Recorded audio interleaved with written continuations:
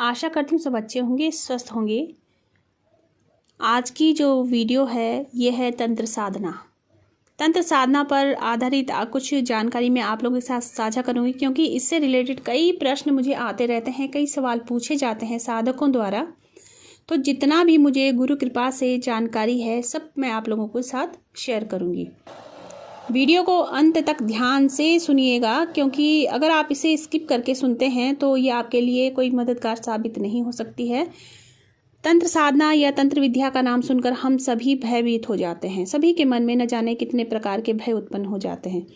कुछ लोग तंत्र साधना को अघोर से जोड़कर भी देखते हैं, मगर तंत्र साधना और अघोर साधना में अंतर है। तंत्र, मंत्र और यंत्र, इन तीनों में तंत्र को ही सबसे पहले नंबर पर रखा गया है। हिंदू धर्म के अलावा बौद्ध धर्म, जैन धर्म में भी यह विद्या बहुत ही प्रचलित है। इसे और अच्छे से विस्तृत रूप से समझते हैं। वीडियो थोड़ा लंबी जरूर हो जाएगी, मगर आप सच्चे साधक हैं और साधना के मार्ग पर आगे बढ़ना चाहते हैं तो आपके लिए जानना बहुत ही आवश्यक है। इसलिए वीडियो को स्किप करके बिल्कुल न देखें, बिल्कुल न सुने। सबसे पहले जानते हैं कि तंत्र किस ग्रंथ से संबंध रखता है। तंत्र को शैव आगम शास्त्रों से भी जाना जा सकता है, लेकिन इसका जो मूल सार है वो अथर्ववेद में मिलता है। तंत्र के 3 भाग हैं: आगम तंत्र, यामल तंत्र, मुख्य तंत्र। आगम तंत्र से संबंध रखने वाले शैवागम, रुद्रागम और भैरवागम पथ पर रहते हैं। इस तंत्र में क्या क्या पद्धति विद्याएं हैं और इसकी पूजन विधियां क्या हैं, ये सब चीज़ें मैं आपको दूसरी वीडियो में बताने का प्रयास करूंगी। यदि आप इच्छुक हैं जानने के तो मुझे कमेंट जरूर कर दीजिएगा। आप समझते हैं कि तंत्र में हमारा शरीर जो है वो कितना महत्वपूर्ण है। तंत्र का सीधा अर्थ होता है तन और मंत्र का अर्थ होता है मन। यंत्र का अर्थ होता है मशीन और यंत्र का अर्थ होता है मशीन। तंत्र का दूसरा अर्थ है व्यवस्था, यानी कि हम शरीर रूप में धरती पर आए हैं और इसी शरीर के माध्यम से हम साधना करते हैं, स्वयं को साधते हैं। तो इसे स्वस्थ रखना, इसकी क्षमता बढ़ाना और इसे तृप्त रखना भी आवश्यक है। शरीर के माध्यम से अध्यात्म को साधा जा सकता है। तंत्र का ब्रह्मचर्य खंडन, मांस मदिरा से किसी भी प्रकार का कोई संबंध नहीं है। जो व्यक्ति इन घोर कर्मों में लिप्त होते हैं वो कभी भी तंत्र में ना ही निपुण हो सकते हैं, ना ही वो तंत्र को कभी समझ सकते हैं, और उन्हें तंत्र कभी फलित भी नहीं होता है। तंत्र साधना का मूल उद्देश्य सिद्धि से साक्षात्कार करना होता है। इसके लिए अंतर्मुखी होना भी बहुत आवश्यक है। तंत्र में जो रहस्यमयी विद्याएं हैं उन्हीं में से एक है गुह्य विद्या। इसके माध्यम से व्यक्ति अपने आत्मशक्ति का विकास करके कई प्रकार की शक्तियां अर्जित कर सकता है।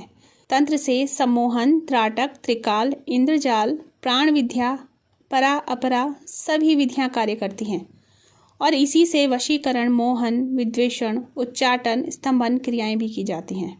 अब जानते हैं कि तंत्र के गुरु कौन हैं।